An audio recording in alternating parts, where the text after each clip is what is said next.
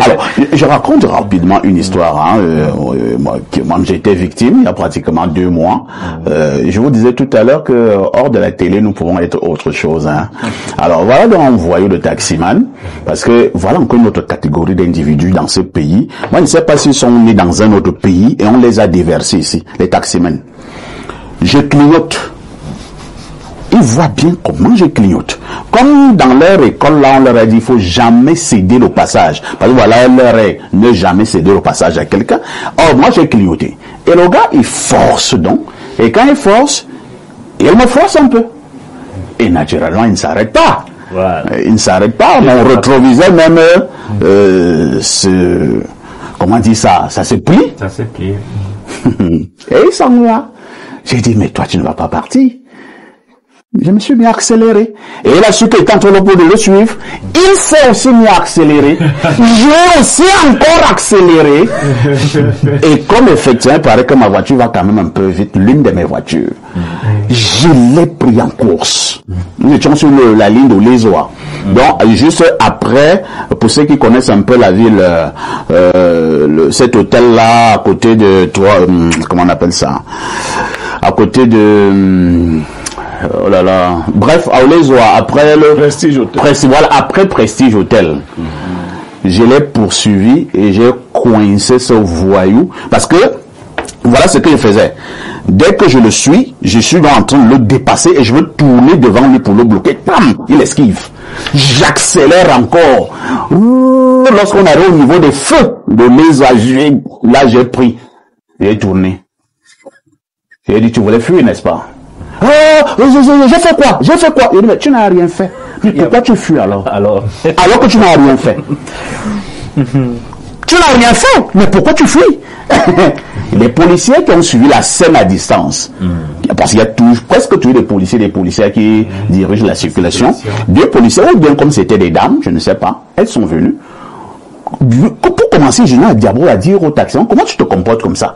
On a suivi la scène et tout ça. En temps, le taximan m'insultait déjà. Hein? Oh, comme vous pensez que le pays vous appartient, vraiment, n'est-ce pas, c'est vous? Je suis calme. Je lui dis de toutes les façons, toi, tu ne vas plus bouger d'ici. Il dit qu'il va partir. Je dis pas, je vois. Les policiers veulent parler. Ils commencent également à répondre très mal aux policières. Voilà. En temps, donc, il y a un officier qui chausse la scène, qui vient donc, il se dirige vers le monsieur et dit, qu'est-ce qui ne va pas? Il pose la question au monsieur, le monsieur explique. Quand il me pose la question, j'explique également. Et il commence à dire au policier que je suis en train de mentir. Le policier lui dit donc, toujours la même question, hein. Si tu penses que tu ne te reprochais de rien, pourquoi tu fuis? Pourquoi tu fuis? Tu te serais arrêté depuis pour demander que ce monsieur est en train de me pourchasser. Pourquoi? Il dit, remettez vos dossiers. Il dit, soit il ne remet pas, soit quoi, fait quoi. Je dis aussi à cet taximan que tu es en train de m'insulter presque, non? Tout à l'heure, tu ne vas plus parler. Il a aussi de me manger du temps. Hein. Et c'était vers 18h. C'est lui qui était... Il avait les clients. Et il était en surcharge. Plus le temps passait, les clients sont descendus de la voiture pour commencer à chercher d'autres taxis. Première perte. Entre-temps, on nous a amenés au commissariat. Nous sommes arrivés, nous avons expliqué la situation. Je vous assure, certains, lorsqu'il y a beaucoup de gens, ils montrent qu'ils sont ci, ils sont ça. Il a commencé à présenter ses excuses. Je dis non, trop tard. Trop tard. Le policier m'appelle, qui était à de l'enquête, il me dit qu'est-ce qu'il faut faire? Je dis je veux juste passer une leçon à ce garçon.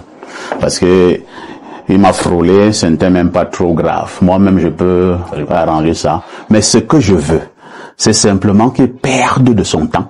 Et comme je sais que ce n'est pas son taxi, il aura des explications à donner à son patron, et ainsi de suite. Je pense qu'on l'a retenu là-bas toute la nuit. Et après, on l'a relâché. Alors, et nous repassons la parole à Pierre Blériot, cette fois-ci, pour la dénonciation de ce matin.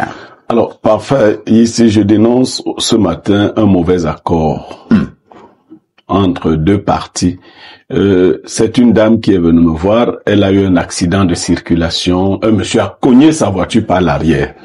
Et visiblement, le monsieur n'était pas très concentré. Il devait être occupé, soit à manipuler le téléphone, soit faire... Il a franchement cogné la voiture. La dame a exigé que la police fasse le constat et tout le reste. Le constat et autres ont été faits. Mais pendant que le policier travaillait, le monsieur a suggéré à la dame de passer un accord pour qu'il répare le véhicule. Mais la dame s'est dit que c'est le plus important. Elle n'est pas vraiment sortie pour chercher les problèmes et autres. Ils ont accepté, ils se sont entendus et ils se sont dirigés vers un garage que le monsieur a désigné. C'était pas très loin de là. Sauf qu'ils sont arrivés, le monsieur a causé avec le garagiste et puis on a commencé à faire quelques travaux. Il a sorti un billet de 10 000 qu'il a donné au garagiste et il a disparu. Les réparations s'élèvent à plus de 180 000. Il a disparu, laissant la dame. La dame n'a pas compris ce qui s'est passé. Son véhicule est au garage. Le garagiste a avancé avec les travaux. Il ne les a pas terminés. Et puis, quand elle va voir le garagiste lui dit que le monsieur a dit que c'est sa femme. Que bon, puisque quand il est revenu vers la dame, il lui a parlé aussi. Elle n'a pas compris le jeu. Elle le recherche à présent. Bon, entre-temps quand même, est-ce qu'ils se sont changés de numéro? Malheureusement, non. Oh là là. Est-ce qu'on avait terminé le constat? Non, c'est le monsieur qui a interrompu le constat. Puisque le policier a demandé à la dame si elle était d'accord qu'ils arrangent. Un arrangement à l'amiable. Oui, et puis comme ils obstruaient la route, tous en responsable. Et elle me dit que le monsieur avait vraiment une allure responsable. Voilà. Parce que la dame n'a ni le nom du monsieur, ni son numéro de téléphone. Ouais. Elle n'a que l'image de ce monsieur. Oui. C'est-à-dire que s'il voit le monsieur passer, le voici. Donc moi, je dénonce ce genre de manœuvre. On ne peut pas vous respecter et vous comporter de la sorte.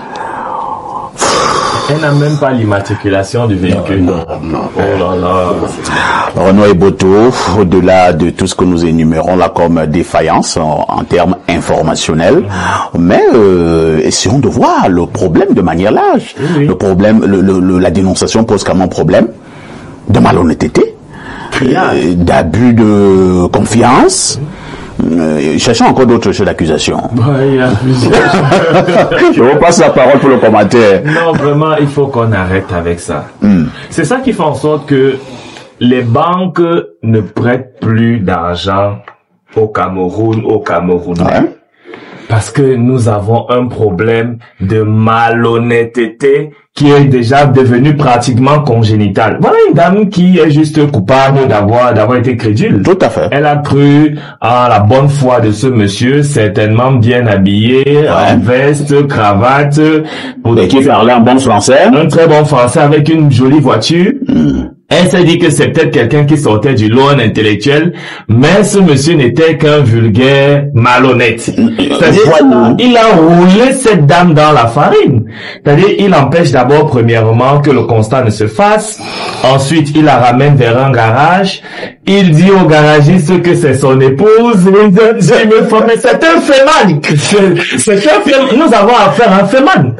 Il a préparé, c'est-à-dire qu'en une fraction de seconde, au moment où il commet l'infraction, son cerveau a tourné rapidement dans sa tête. Il a réfléchi comment faire pour se sortir de cette situation en dépensant le moins possible, et il a réussi l'exploit donc de duper cette dame. Donc, madame... C'est-à-dire, il a donné 10 000 francs. 10 000 francs. Maintenant, les réparations s'élèvent à 180 000. Oui. Donc, il reste encore 170 000 francs, mais c'est impensable. Donc, madame, vous n'avez rien à vous reprocher. Vous êtes juste victime de votre trop grande crédulité. Désormais, il faut faire très attention avec les Camerounais, surtout ceux en veste, parce que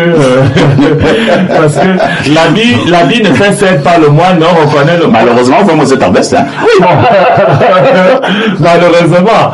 Donc, mais c'est pour cela, je dis, il faut faire très attention, même à ceux qui portent des vestes. Elle aurait dû prendre plus de précautions, avoir le numéro d'immatriculation du véhicule, prendre le contact du monsieur, prendre au moins sa carte grise, changer une pièce d'identification. Ou alors avoir son assurance, changer l'assurance. Normalement, quand on fait un accident, c'est la moindre des choses.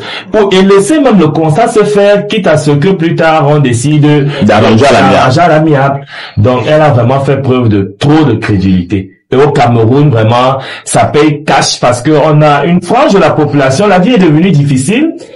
Une frange de la population qui estime que la panacée c'est de faire du faux, de tromper les gens, de ce qu'on appelle frapper les gens, c'est incroyable. Pierre Blériot, Niamey, la dame est donc dans le désarroi. Il faut dépenser 170 000 pour un fait qu'elle ne voulait pas.